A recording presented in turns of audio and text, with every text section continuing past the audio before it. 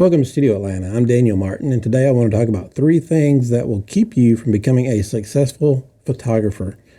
Let's say you've started out and you're taking pictures of families, and say you've shot a wedding, and everybody looks at your pictures and they say, wow, you should be a professional photographer. And a couple months later, you try to become a professional photographer, and you're shooting family portraits and bridal portraits and weddings and commercial food photography. And the problem with that is you may be good at all of those. Understanding the camera, you can get good shots of those things, but you're not quite to the professional level that you should be. You need to be good in at least one.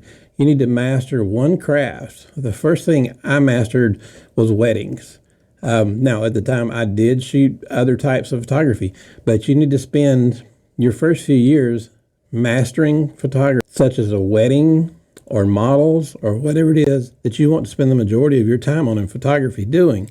Now, I've been doing this for 37 years, and if somebody asks me what I do for a living, I say I'm a professional photographer, and they will ask, sometimes, what do you shoot? And I'll be like, weddings and models. So in 37 years, I feel like I've mastered 2 kinds of photography.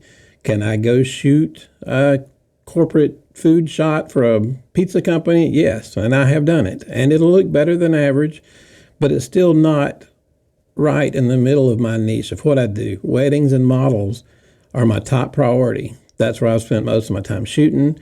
That's where I've spent most of my time learning.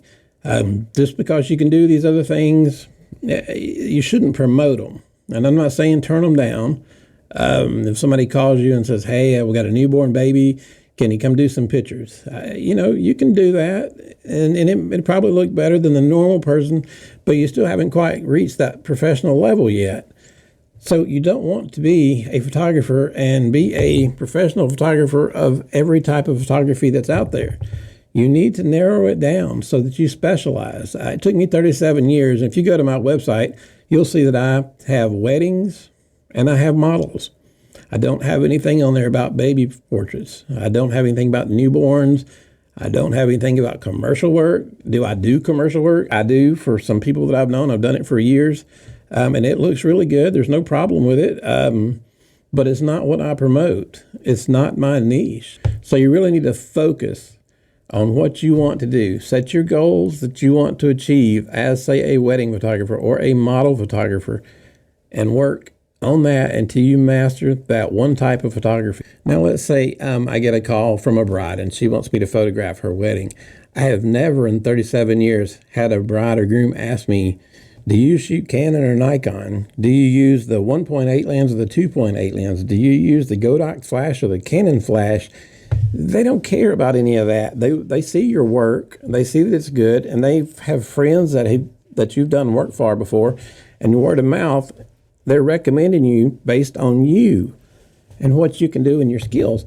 You don't want to get into, say, just a pricing war with another photographer who's going, oh, here's my weddings, here's what I can do, and he's going to do it for $2,500, I'll do it for $2,300, because then you're just going out to the lowest bidder. You have to know your worth when you're setting prices. When brides come to me, yes, they want to take a look at my work. But what you're selling when you meet with a bride and groom is you're selling you. You have to be confident in what you're doing. You have to have work to back it up and references, but they want to book you. Make that client want just you and nobody else. Seriously, I had a bride, it was actually a bride's mom, probably 15 years ago, call me. I answered the phone, Studio Atlanta, and we talked for about 3 minutes and laughed a little bit, and she was actually paying for her daughter's wedding. And she said, well, I want to book you. I said, well, she wasn't referred. She just found me in the phone book. And I said, well, you've never seen any of my work. And she said, I don't care. She said, you are the only photographer that has been nice to me today and that has taken time to talk to me. She said, I want you to do it. So I ended up doing the wedding. I did make sure that she saw the work because every photographer has a different style, and I wanted to make sure she liked that. But the number one thing you're selling when the first time you meet that bride and groom is you're selling yourself. It's not there's a lot of photographers that can take great pictures, but have terrible personalities. They won't get the referrals that a photographer that can do the same type of work that has a good personality can get. So when you get your niche worked out, assuming it's weddings, you need to price yourself accordingly. You're not here to compete with Joe down the street.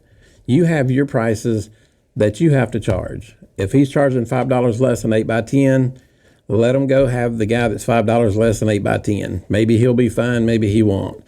But you get what you pay for. And I can't tell you how many times over the last 37 years I've had clients call me and say, well, you're a little too expensive. We're going to go with somebody else. And about 70% of the time, they reach back out to me a few months after their wedding, wanting to know if I can fix their wedding pictures that were shot incorrectly by the guy that was $500 cheaper than we were. And once the wedding is shot, there's not a whole lot you can do about it. And I feel sorry that, they ended up with subpar wedding pictures. But again, it's what you get what you pay for. So you set your prices according to your needs. That's another video of how to set your wedding prices for prints, but we'll do one of those later. But for now, you have your set prices that you have to make to come out of that wedding profitable for yourself. You want to come out of that wedding profitable. You want the client to be happy. You want the client to refer you to other brides because, again, you are selling yourself. The first thing that bride meets, talks to, hears, the first thing she hears is your voice. That's most important. So to kind of sum it up, the three things I'm talking about today, don't try to be a master photographer in every niche there is because it's really not possible. Yes, you can get better pictures than the average person, but are they top professional level? That such as like my weddings or my models. If I'm doing a shoot for Domino's Pizza, it's probably not. It will be better than most would get, but it's not my top of the line work. I'm weddings and I'm models. Clients do not care about your equipment. They don't care if you have the latest Canon with 48 megapixels or you've got a Hasselblad. They do want to know their pictures are going to look good and they want to see your past work, so you need to have a portfolio ready. But still, the number one thing is you. They're going to look at you and your personality and how you get along. Now, I'll be honest with you. There's some people you may not click with. I've had that happen over the years. And really, you just have to move on. You can't please everybody. I would say that's very, very rare, maybe a 1 in 200 thing. So it's maybe happened, 6 or 7 times in my career. It's not often.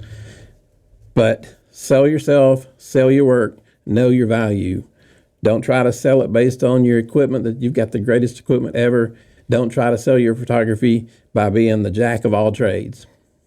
That is my advice to you. Have your prices, know what you're good at, stick to your prices, and then always make a good impression with your bride and groom. I'm Daniel Martin. Thank you for watching today. If you would, I'd appreciate it if you'd take some time and hit that like and subscribe button down at the bottom. That would go a long ways to keeping this channel going. My email will also be listed at the bottom. And y'all have a good day.